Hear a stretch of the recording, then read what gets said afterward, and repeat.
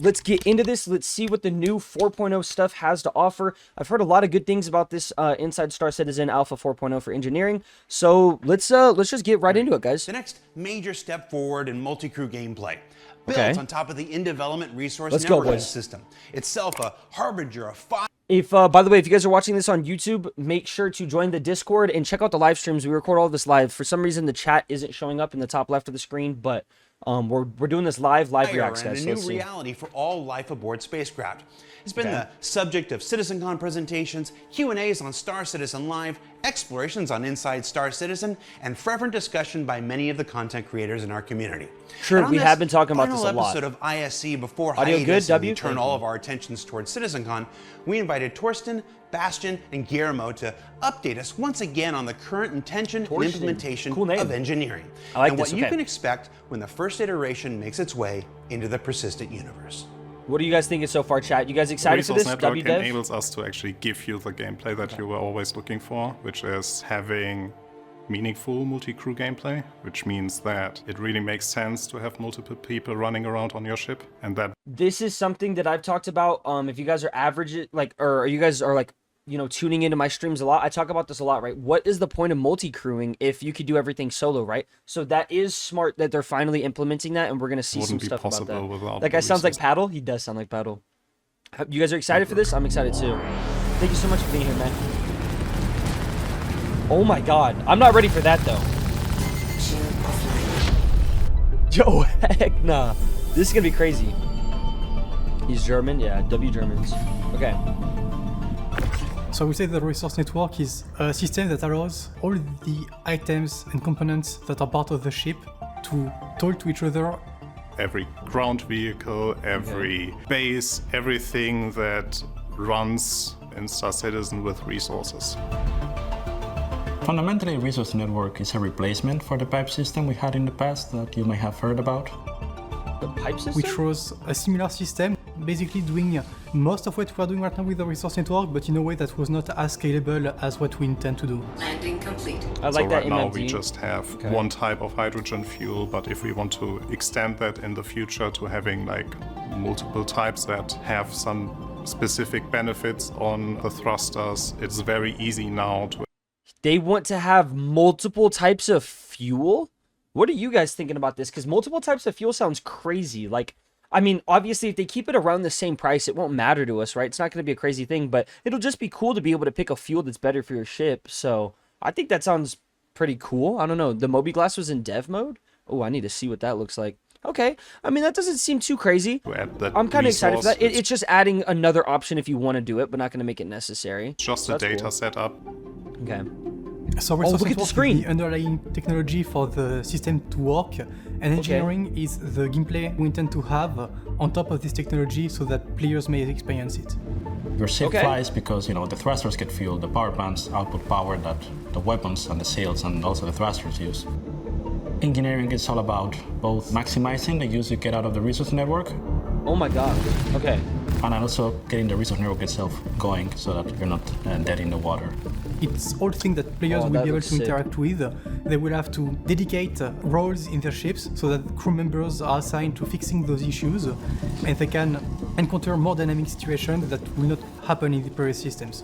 So we're really going to have a dedicated engineer. If we're on a ship that's like bigger than a Connie, I bet we're going to have like a dedicated engineer. And even with the Connies, you might still have to have one because it is a pretty big ship.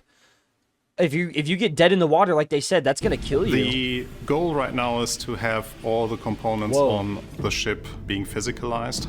That means that... Better mile per gallon or high top speed maneuverability. Yeah, I bet that's what's going to be good for the gas. Okay, all the components on the ship being physicalized, that means what? The things that will take damage will be the components. That then means that those components are reasons to the failure of your ship. We have the power plants, which generate the energy that your ship consumes. You have the shield generators, which take in some of that energy to convert it to shield power. You have a radar system that allows you to target the signatures of ships around you. You have coolers that generate a coolant resource. But here's my problem, and I've said this a million times, right? If one of these things is just bugged, like, we literally have like right now, currently, this is my only problem, right, guys, is I'm not going to treat this like how everyone else is going to treat it where, oh, they'll fix it eventually, right? I don't care about that, right? I want to know what it's going to be like to play, right? So I don't care if they're going to fix it in 5, 10 years. I'm not playing the game now so that I can think about it in 5 to 10 years, right? But what I'm looking at is if we have an issue where I can't put something on a cargo grid because the cargo grid gets bugged, right? What's different than this getting bugged, right? There's probably going to be some issues, right, where you might encounter a bug where you can't even put this component onto your ship because it's just bugged and it's acting like something's already there, or it just won't lock in, right? Therefore, you're kind of out for shields, or you're out for your quantum drive or something like that. That's all that scares me, is just the bugs that go along with it. You know what I mean? Because I think like, what happens if you put something in and it's brand new, but then all of a sudden it counts as broken, like it doesn't work, you know what I mean? That's what I'm scared about. But it is a cool system, I'm not gonna lie. It's more you're going into it, you know, you're actually playing the game. It is all the weapons that you have, it's the quantum drive, but there are also spare new components on board is crazy though, because like even with the spare components, it's like what happens if you quantum drive and it just disappears? Like currently right now, sometimes stuff will just disappear on your ship if you have it on there, or it'll like break. It's a gamble, yeah. And that is the relay with its fuses. Then there's the life support generator. The life support generator, like if that gets bricked, you die. That's kind of crazy. The biggest thing we are aiming for is switching from your health pool of the bespoke ship to just moving that completely over to the physicalized component. So damaging the component is damaging your ship. So how is that going to work though? What if I get like really good ballistics and I just target this guy's shield or like his quantum drive or something? It's just going to like completely deadlock him even faster now, right? Which is what it should be, yeah, but that's just scary. Like, what if someone's a really good pilot and they just go straight for, like, something of yours? Yeah, you guys are saying, yup. Yeah, that's what scares me. I'd be okay with the component damage if it happens due to impact, but if they have a constant wear just due to use, that might start to suck. Ooh, I agree with that. I really hope there's no, like, overtime use, which I'm scared because they're talking about overtime use for weapons, right? And a ship component, like, I mean, at the end of the day, our ships are going to explode a lot of the time anyway, so I'm scared when they want us to have, like, a ship longer, like its longer lifetime or whatever. I'm scared of that because in Star Citizen, your ships do just explode. You get exploded by other people, you crash into something, or even a bug happens, you know what I mean, and your ship dies. So I'm just scared about how they're going to approach that. Does that mean we should get an individual A components, right? Like, that's what's scary, right? Because, like, that's going to be a lot more money that you're putting into your ship and having on your ship just in case, right? But you might not ever need to use them. And then what happens if you buy, like, 3 extra components for your ship, but then all of a sudden you just get soft death and die, right? Then all those 3 components are just lost in space, and you'll have to, like, try to go get them back. There will be overtime wear, but it'll be easy and manageable. We're talking about weeks, yeah, which... majority of the time your ship's not going to last for weeks, biggest change for the players happen only size 1 and 2 components can be replaced, so like that's confusing. Only, are you sure? Okay, we'll keep watching and see if they say that, because that sounds crazy. And then you can revitalize your ship, so you can actually use your formerly dead in the water ship after exchanging or repairing the components. Oh, so he's talking about you get soft deathed, but because you have those components on board, you can like repair your ship and then keep going. One of the new components, which is the life support generator. So let's talk about life support. You're going to have to make sure to really have an undersuit and a helmet at all times, because if someone targets your life support or you lose your life support, you're cooked. Support does all the tasks necessary to maintain the life support inside a ship. So it's the temperature, it's the atmosphere composition, it's the pressure inside the room. Dang, pressure inside the room? Boys, this is kind of cool. Your main responsibility is making sure that there's always enough life support resource produced to maintain a healthy atmosphere in the ship. So making sure that all the CO2 that you breathe out is actually converted into O2 again. Dude, this is more in-depth than movies. Or that's what I'm scared of. If you vented a room, that the room is filled again. Room, cargo room, atmosphere. Oh my gosh. Temperature? Health? What the balls? That's pretty crazy. If your room is getting too hot, it's cooled down again. So it's all about managing this resource inside the rooms. Very realistic, but BS for games. I'm kind of with you on that, but kind of not. You know what I mean? Like, I understand them like doing these kind of things, but they should make it, I feel like, a little bit more arcadey. I think this is gonna eliminate a lot of the player base from the game, and that's just my personal opinion. I think a lot of people are gonna be like, I don't want to come home and then have to worry about a fire in my ship and all these other things. But at the same time, Sea of Thieves has made it pretty manageable, right? But what I will say is, like, if we look at games like Sea of Thieves, right? If your ship is getting shot at and you got holes in your ship, you got wood, like you have to repair the wood at the bottom of your boat because you're taking on water, right? That's the same as like the life support systems failing, you know, it's gonna kill you eventually, but not too bad to worry about right now, right? It can be hard, but you're still able to manage your ship, right? The only thing that I'm scared of though is, for instance, in Sea of Thieves, as soon as fire gets introduced, you're worrying about something that's ticking down your HP. You're worrying about something that's killing the cargo inside and hurting the ship, right? In Sea of Thieves, it knocks your sails down. It causes other things to happen, you know what I mean? And it hurts you. So I'm just scared about that in Star Citizen, a game that is more complex, harder to maneuver around. You're gonna need a fire extinguisher, all these things. I'm just scared that what's gonna happen is the fire is gonna be way crazier than people anticipate. I'm really scared about that, because then, you know, what if your engineer just all of a sudden dies to fire tick damage? Then you guys are kind of screwed, right? Then what are you gonna do? Like, oh, the camera. Then what are you gonna do? Like, if all of a sudden your engineer's dead, you're kind of screwed, you know? But I don't know. I think it's kind of cool, kind of not cool. We just got to really see what they go along with it. People are able to do a lot more careful, less murder. Hobo, because it won't be worth as much doing insanely hard Vaughn missions. We'll need to take your friends or play smarter. Yeah, that's what I'm kind of scared of, though, because then the single players are getting messed up, you know? Looking spiffy, my guy. Hey, thank you so much, Shadow. Thank you. Hopefully got sprinklers. I know you can, like, open the cargo bays and, like, suck out the oxygen, but yeah. How PowerPoint makes ships go boom? We'll see about that, Aaron. Okay, let's see. As already mentioned in the... If a bullet pierces the hole, can it kill people repairing components? I'm scared. If that's a thing, that's scary. But probably not, right? Surely, that'd be a little too broken. The previous episodes, its life support management is also a good way. Look at this guy, like, counter fire. This guy's cooked. Okay, so look, he opens it right there and it pulls the fire out. The players have to counter or react to is misfires on components. Oh my gosh. Misfires are something that is like, already in the game. We're taking this at face value that this is going to work. You know what I mean? Like, there's still the chance that it's going to be bugged and it's not going to count that. You know what I mean? But we'll see. We'll see. Misfires are something that is already in the game in some form. Thruster charges, still generator failure, stuff like that. We're just expanding it a bit. And pretty much the idea is that, you know, items that are damaged, that are too hot, or that, for example, are very old and degraded, will start misfiring. In some cases, that will be that it will take some extra damage. In other cases, it will be that they will stop working for a while. Other times, they will work on their... For misfires and all that stuff to be a smart thing, that's got to be something that takes like a week, or you know what I mean? Like, you use that ship like 4 times. Like, you play like 2 days, or like 2 hours in a day, like 4 or 5 times, like 8 hours in one ship. Nah, because if that happens, like, bro, you spend 8, 9, 10 hours in a ship, it shouldn't be falling apart. Let's be honest here, boys. Let's be honest here. These ships should be lasting for a long time, right? Like, if we think about it as a simulation, right? No one's going to buy a ship in real life if it breaks after using it for 10 hours. That's unrealistic. So these things better take long periods of time to have wear and tear. I'm sorry, but it really should, right?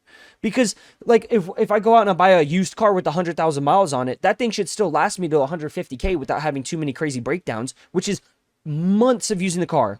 You know what I mean? If you do 12,000 miles a year, then that's 5 years where that car really shouldn't get hurt or beat up. You know what I mean? So they need to really fix that if it's going to be crazy. Definitely, until an engineer comes by and manages to do some repairs. And some of the worst cases would be starting a fire. That'll never happen, though. In the case of, for example, power plants, engaging in a critical reactor failure and taking the critical reactor failure. There's a chance that if the power plant reaches 0 health, it will run into a critical failure, and that critical failure then will cause the entire ship to explode. It will give the player a time frame to react to that. So either by removing the component and throwing it out of the door and preventing your ship to explode, or even countering it by repairing the component and bringing it up to life again. For the initial release, we have a limited amount of misfires, but we are preparing the system, or we did prepare the system to scale well for the future, so we can introduce multiple misfires, and that leads us to damage penetration. So damage penetration is a simplified version of what we'll be getting eventually with a more physicalized system, but essentially what it means is that now certain types of weapons can penetrate through the hull of a ship. What? This is a function of the weapon itself, its penetration values, and also of the armor of the ship, which can be depleted over time. So if you use ballistics, you have a higher penetration, which allows you to cut through the armor more deeply and touch the components inside the ship directly. As opposed to this, you also have energy weapons, which will be more effective at melting down the armor. The goal here is that you first need to bring down the armor health value to get to the fullest potential of your penetrating weapons. Then you can penetrate the ship and actually damage the components that sit inside the ship and not on the outside of the hull. Obviously there's degrees to this. Larger ballistic weapons may have enough penetration against smaller ships that it would be able to penetrate directly, but it's, it's... What? Yo, wait, guys, that means like I can be in a pretty medium to big size ship, but then if there's a good Gladius pilot, this guy could really pull up behind me and shoot through the ship. There's a possibility of that. That's a huge buff to ballistics, which I like that, right? But at the same time, like, if they're saying it can penetrate the hull like that, right? Bro, they got to keep it realistic, and then that means that you should be able to penetrate the glass front of the ship, right? Which, if that is a thing, then can they shoot you out of the cockpit? You can be shot out of the cockpit, yes? That's so stupid. That stuff that is going too realism, and they shouldn't do something like that. Because just imagine, like, you could be in a Constellation Phoenix, Constellation Andromeda, Taurus, any of those ships, and then all of a sudden a guy in a super fast arrow just goes, and he just lights up the front of your ship. And it doesn't matter if you hit him 10 times, he's still alive, he kills you because he does that? I don't know. That is a little crazy. I don't think that should be a thing. It's all of a game of choices, and it's gonna depend. That's a little outrageous. And your weapons. So he said, "Nah, they keep ruining the game." And misfires happening, stuff like that, they just need to not do. Like, I'm sorry, but if that really makes it into the game where you can get shot and killed through your ship, that's not okay. Your fight progresses, and you need fighter escorts anyways. But here's what I'm saying, V. The majority of the player base doesn't play with other people. They play by themselves, right? And so when they're making these things to where it applies and makes it applicable to big players, like a lot of players in one ship and stuff like that, right? That at the same time, it just means like, why would I not want to just pull up in a Cutlass Black that I know could take 30, 40 shots from a Connie, right? And I just pull up in front of it and I ballistics and shoot the pilot out. And then they're dead in the water, they lose, right? That's what I'm saying. But what I'm saying is, it doesn't matter if the front of the ships are purely glass. It should still be arcadey. It's a video game at the end of the day. You shouldn't be able to get shot out of it. You're applying the coming systems of current health and armor values. There will be rebalances. Even if there's rebalances, if you can't say something is like realistic simulation and then not say it for other things, you know what I mean? At the end of the day, it's a video game, and I feel like they shouldn't have something to where you can get shot out of your ship. That's a little crazy. The majority of the player base plays by themselves, but that is not the way they designed the game. Medium ships are supposed to be manned by multiple man crews. Yeah, but like, I think that's just going to cause the game to die. You know what I mean? Doesn't matter if like they say that it's for multiple people to play or whatever. I think that's going to mess up so much, and I think it's going to cause the game to die. Components take damage in your ship. It becomes the duty was the best. Some of your crew members to first investigate what are the issues caused by battle damage. Okay, but look. Here's the thing, though. Here's the thing, guys. I would like to say this, too. I'm not trying to give too many hot takes, right, guys? But this guy, you see this guy's outfit, this engineer outfit? That's cool for role-playing, right? But at the end of the day, you can't wear this. You can't wear this. If you are dealing with issues of fire and life support systems dying, this guy doesn't even have a helmet on. This is just outrageous. Why would they put my man in this? You know what I'm saying, boys? This guy is built to be dead. He's around just to die. Poor guy. He's a walking corpse. There to physically replace the parts in your ship. So you have your multi-tool, so you have salvage and repair, and the repair part of it also affects now ship components, precisely like what you see in the Arena Commander mode. Okay. You will be able to repair items that were fully destroyed. You will not be able to repair the item to its fullest, so you cannot repair an item that got fully destroyed to 100% health again. Okay, so it can't be fully your repaired. Ship components to the fullest, you actually have to bring them to the shop again and do the station repair.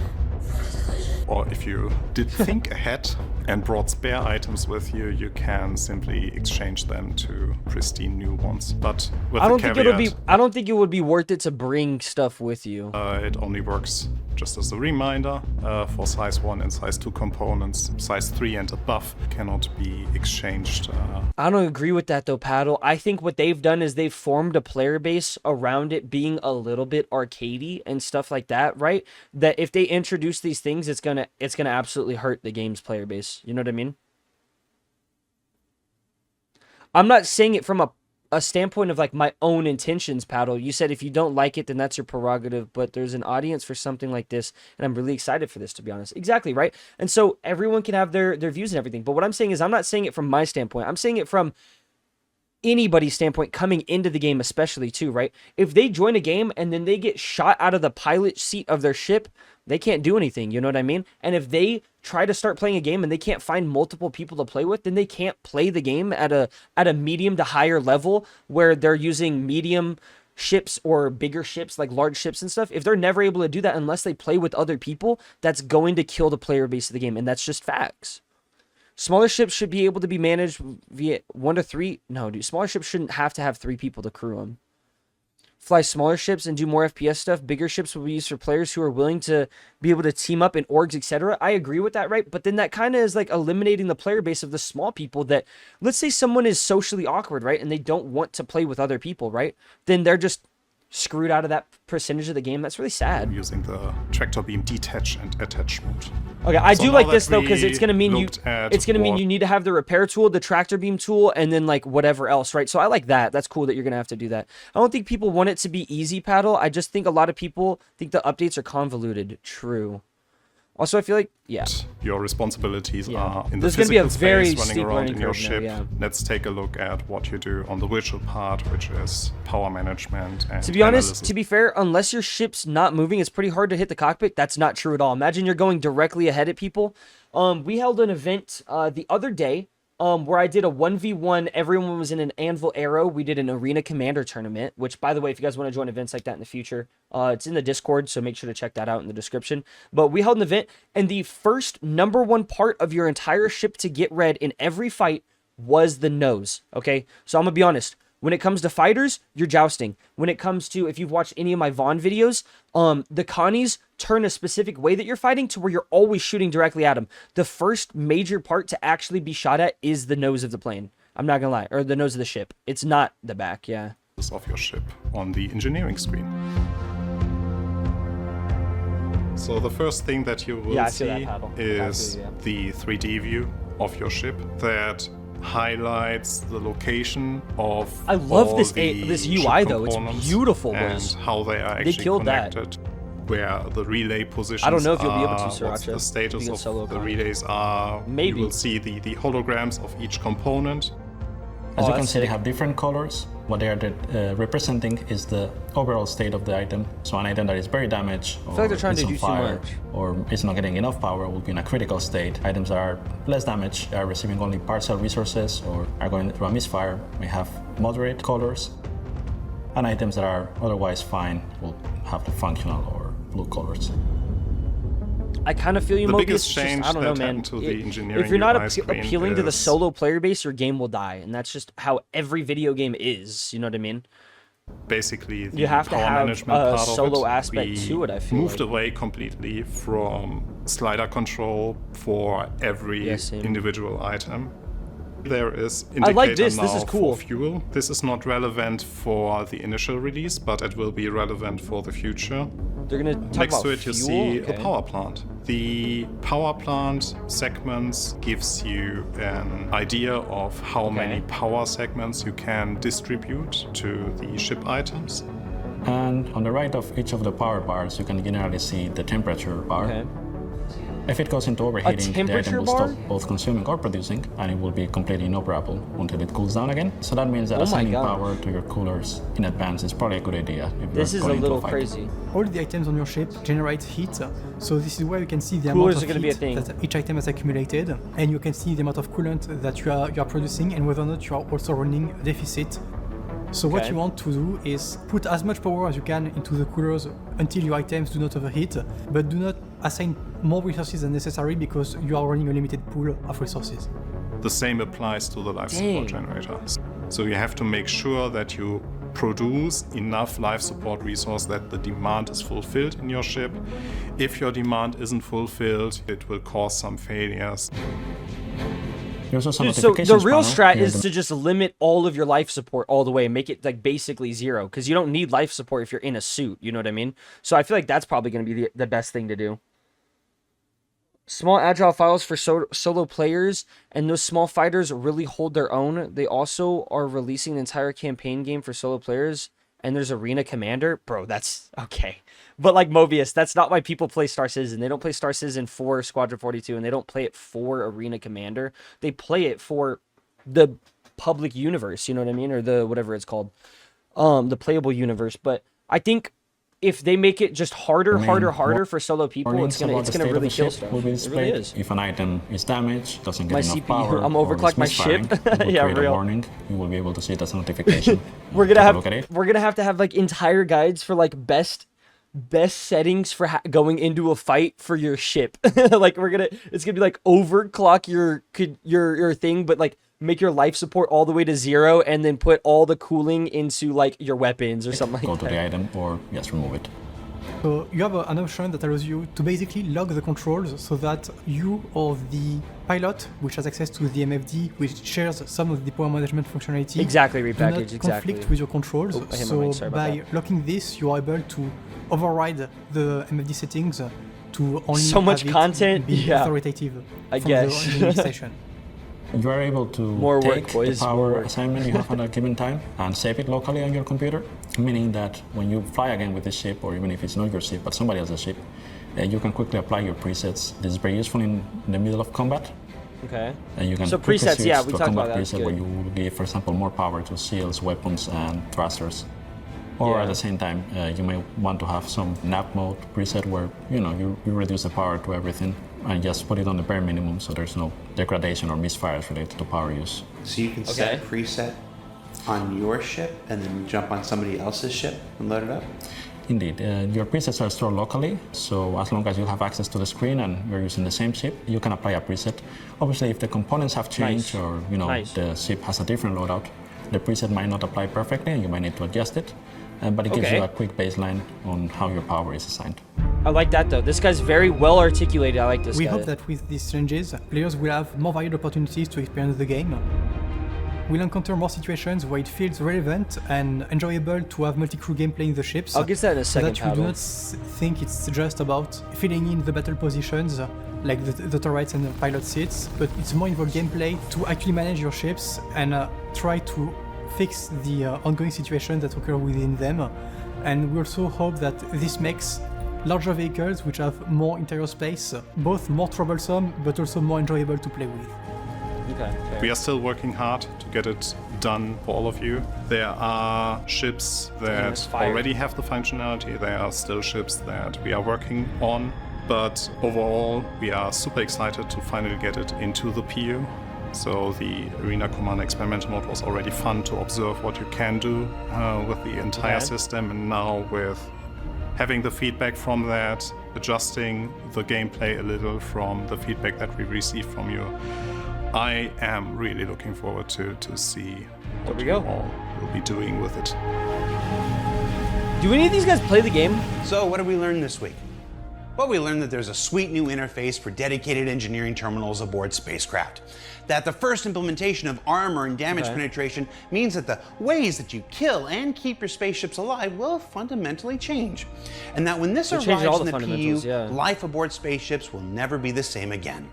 Now, that's it for this season of Inside Star Citizen. While everybody here turns their focus towards the upcoming CitizenCon, where we'll be showcasing the future of Star Citizen beyond Alpha 4.0. Yes, it's a show you're not going to want to miss. So from... Wait, beyond 4.0? We're not even at 4.0 yet. The small team that makes every ISE, thank you so much for letting us stretch our proverbial wings this year. Thank you for continuing to let us share the people and process of game development with you, and we'll see you all back here after the big show. Wow, I can't believe we got to... Why did it cut off like that? Why did it cut off like that? What I will say is thank you everyone for watching over on YouTube. I think I'll put my final ideas right now for you guys. I am going to read something Paddle said. He says, guys, they are showing off the capabilities of their new system, and I'm bewildered that y'all just assume they won't build a system around it eventually that will make it manageable alone to some degree. Now, I kind of agree with that, but here's the thing. I said this at the beginning of the video too. I'm not playing Star Citizen, so I can expect updates in 5 years. I'm playing the game now, you know what I mean? So I don't want to look at everything, and you should never look at a video game of this is where we're at. I can't wait until this happens in 2 years, 3 years, 1 year, whatever, right? That's not how you play video games, and that's not how you should play a video game at all. And that's just factual. You should not, that's not how it should be. It should be coming out faster as well too. But what I think is that we're not looking at it like they aren't, like they don't have these things in place yet, or that it's going to be fixed or anything like that. We're looking at it as right now, how Star Citizen plays is a game that most of us enjoy, right? But if they change, especially these kind of fundamentals where we're going to have multiple people if we want to crew a medium-sized ship, then that's going to be really hard, right? And I bet you could still use a C2, a Connie, and all that stuff by yourself. You probably can, right? But I'm just scared of the majority of the factors, like being shot through the front of the ship or things getting killed, and you have to deal with that during battle and stuff. I think you're still going to be able to do these medium to some large ships by yourself. I think that will be a thing, you know what I mean? But I'm just scared that, you know, they're going to be able to, like, kill the pilot, you know what I mean? So I'm just worried about that. But that's it for this video. Thank you guys so much for the people in the chat that gave their opinions and everything. You know, I'm always open to hearing what everyone has to say, and I feel like they really are good at, you know, debating stuff with me and everything. But I want to say thank you guys. This was our first little video that we reacted to. I think it went pretty well. Maybe the chat did too. I don't know. But yeah, with all that being said, thank you guys so much. If you guys want to enter the 1 million AUEC giveaway we do every single Friday where I pick a winner, make sure to put your IGN down below in the comment section and join the Discord if you guys want to. But thank you guys so much for everything, and make sure to subscribe. Adios.